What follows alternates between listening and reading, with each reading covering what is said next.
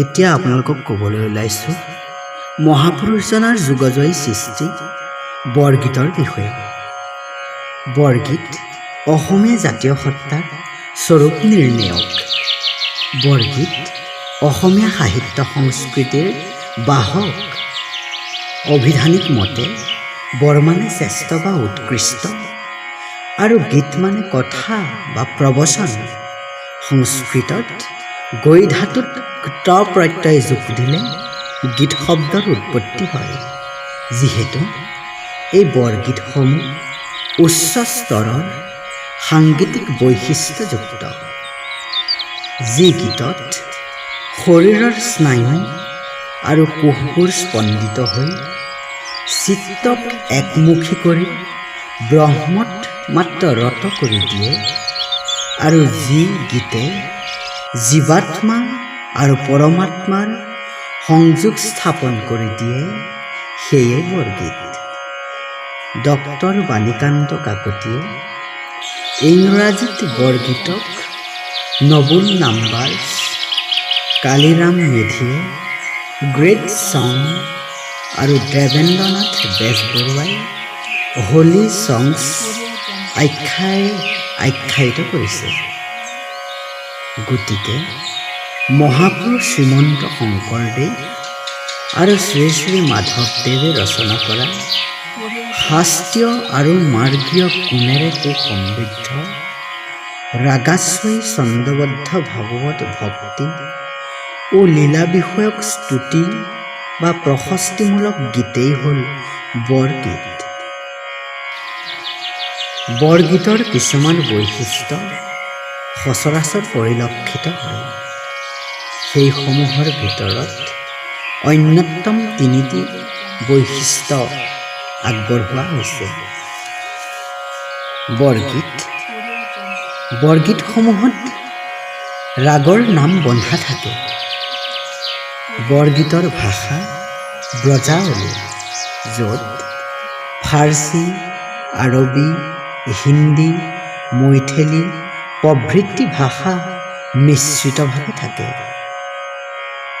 বৰগীতসমূহ অন্য গীততকৈ পৃথক, আৰু য'ত আছে সংৰক্ষণশীলতা, সংযমশীলতা, আধ্যাত্মিক ভাৱ, ঐকান্তিক ভক্তিৰ তন্ময়তা, বেদান্তৰ মৰ্ম ও ধ্ৰুপদীয় বৈশিষ্ট্যও স্পষ্টভাৱে থাকে।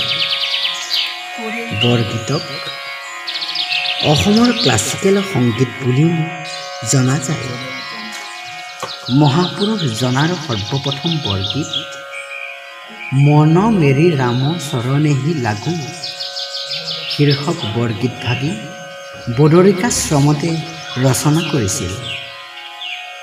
মহাপুৰুষ শ্ৰীমন্ত শংকৰদেৱে মূলতেই 12কুৰি বৰগীত ৰচনা কৰিছিল। চ'তমহীয়া বনপুৰা জুইত জাহ গৈ কেৱল মাত্ৰ 34টা বৰগীতহে আছেগৈ।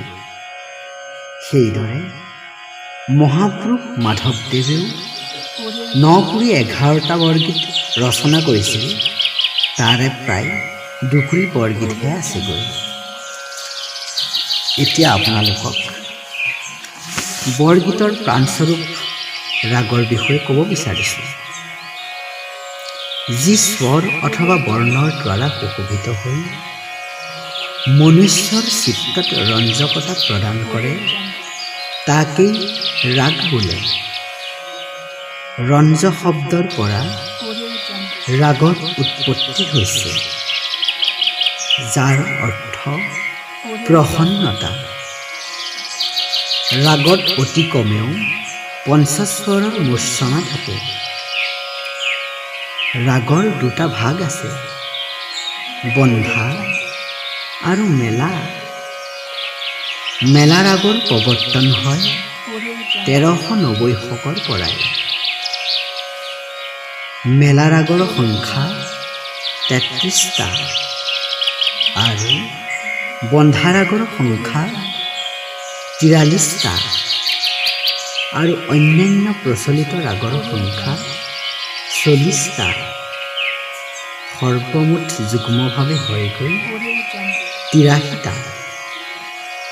তাৰে মহাপুৰুষ শংকৰদেৱে বৰগীত আৰু নাটৰ গীতত সৰ্বমুঠ ২৭টা পোৱা যায় আৰু মহাপুৰুষ মাধৱদেৱৰ ৬টা পোৱা যায়, ৬টা ৰাগ পোৱা যায়। বিভিন্ন গ্ৰন্থত এই সম্বন্ধে মতভেদো আছে। ৰাগৰ ৫টা অংগ স্বৰূপ পৰিলক্ষিত হয়। এয়া হৈছে ওকাৰ, হুকাৰ, তাৰ, ঘোৰ, মন্দ্ৰ।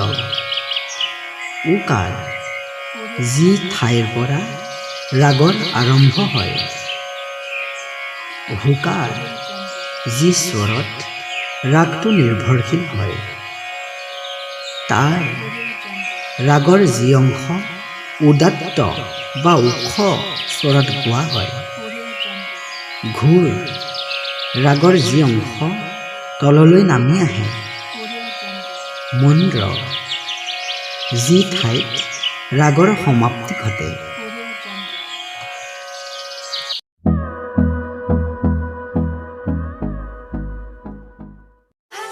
So